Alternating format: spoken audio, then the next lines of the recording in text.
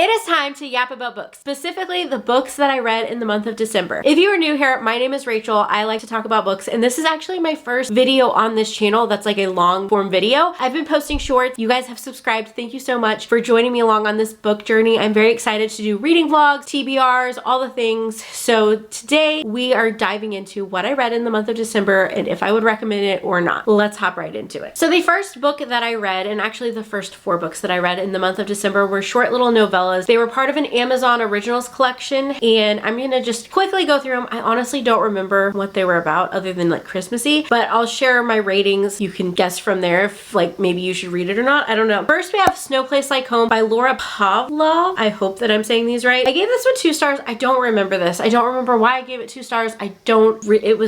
Obviously I don't remember it. I followed that one up with All Wrapped Up in You by Rosie Danon. This one I gave 3 stars, so I liked it a little bit more, but I feel like I don't remember it. I don't remember it.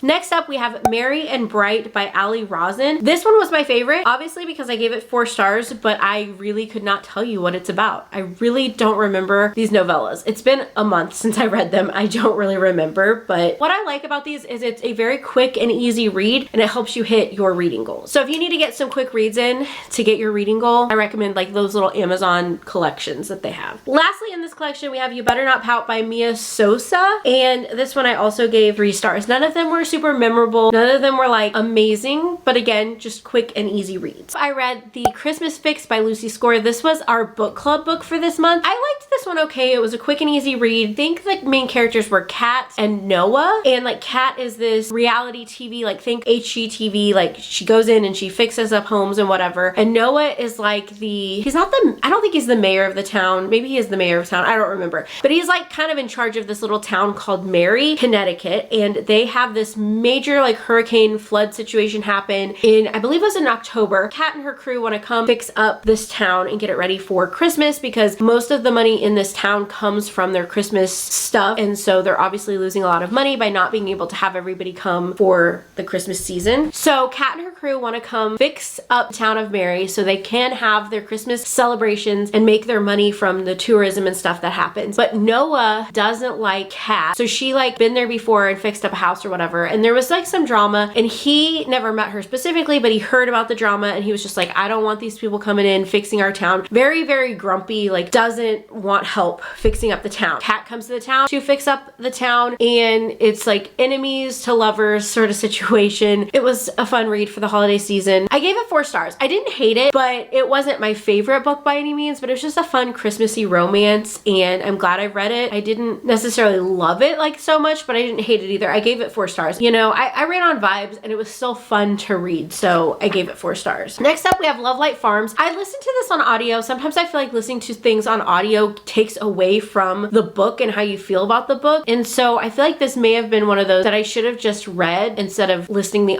to the audio, because I just didn't love this one as much. Everybody talks about how cute this little Christmassy romance is. I just didn't care for it. It was also my second B.K. Borison book, and I wasn't a huge fan of the first one, and I did read that one, so I don't know. Maybe she's just not an author for me. I don't know, because I didn't love this one. I gave it 3 stars. It was fine. I didn't hate it, but I didn't get the hype over it either. This one is basically about this character, I believe, I can't remember the main character's name, but she basically has this Christmas tree farm, and in order to like bring in business, because they like want it to be a family business or something, I don't know, I'm probably describing this all wrong, but basically she fake dates her friend because then it looks like they're this happy couple that owns this Christmas tree farm, and yeah, so it's like a fake dating Christmas tree farm sort of situation. I just didn't love it, and obviously like I'm not even good at describing it, probably because my heart just was not in this one. I don't know why. I don't know if I should have just read it instead of listening to it. I don't know, but it was not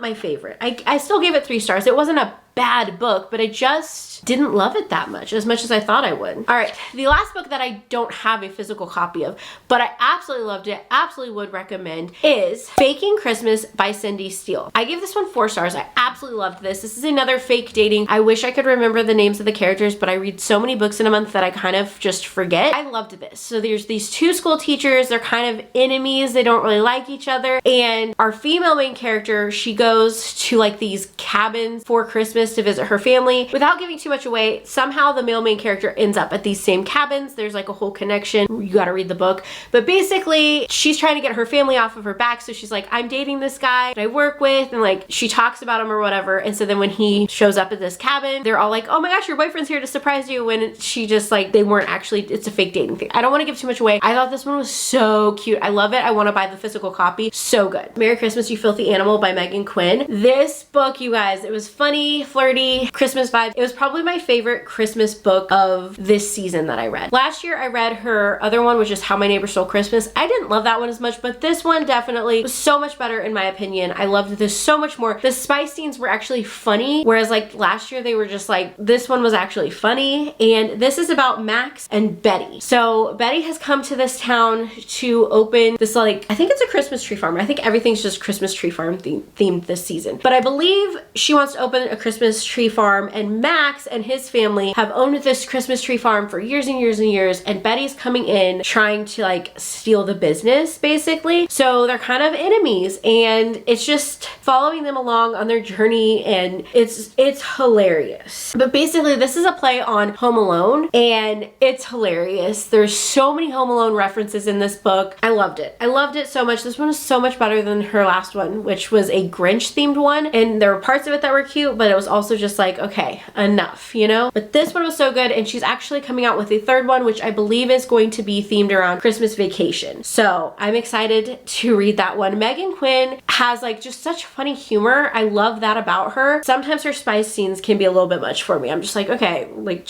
tone it down a little bit. But this one had the funny scenes within it, so it was great. I loved this one. I would highly recommend. I loved it. Okay, and then the last book that I read this month was The Holiday Honeymoon Switch by Julie McKay. I gave this one 3 stars. I liked it for the most part, but I mean, it was cute, it was fine, whatever. It's not something that I would probably reread, but basically these two best friends switch spots. So the one was supposed to get married and have her honeymoon in Hawaii, and the marriage they don't make it to getting married. Basically, her fiance breaks up with her, and she wants her best friend to go to Hawaii, and her best friend's like, but I can't go on this trip without you. And she's like, no, I'll take your Christmas vacation plans, which were like in this cottage, I think in Maine. Anyway, somewhere cold and snowy. So she's like, we'll just swap our plans and we'll do each other's vacation. And so they do that, and they obviously meet people and whatever. It was cute. It wasn't bad. I felt like the chapters were a lot longer than I wanted them to be. Not that that should change the rating, and it didn't, but I don't know. I felt like it took me forever to read this book. I don't know if it was just because I read it like over the actual Christmas break and everything was just so crazy. If I didn't really get to experience it the same as if I'd had all the time in the world to read, I don't know. It just didn't hit the way that I wanted it to. I did enjoy it. It wasn't my favorite though. So there you have it. Those are the books that I read in the month of December, and my ratings on them. You can obviously figure out for yourself if you want to read that based on my rating or not. But I always recommend just reading stuff anyway, even if somebody was like, oh, I don't like this, or I love this, or whatever. I think you should just try it out for yourself and see if you like it, because everybody has such different tastes when it comes to books and the things they like in books and the reasons that they rate certain books a certain way. So I think you should just read whatever and find out for yourself and not just take my word for it, because I may have hated it. It may not be a vibe for me, but for you, it may be a 5-star. So check it out. But anyway, those are the books that I read in the month of December. Thank you so much for following along. Make sure you subscribe if you want to see me yap about books and talk about books, and I will catch you guys in my next video. Bye guys.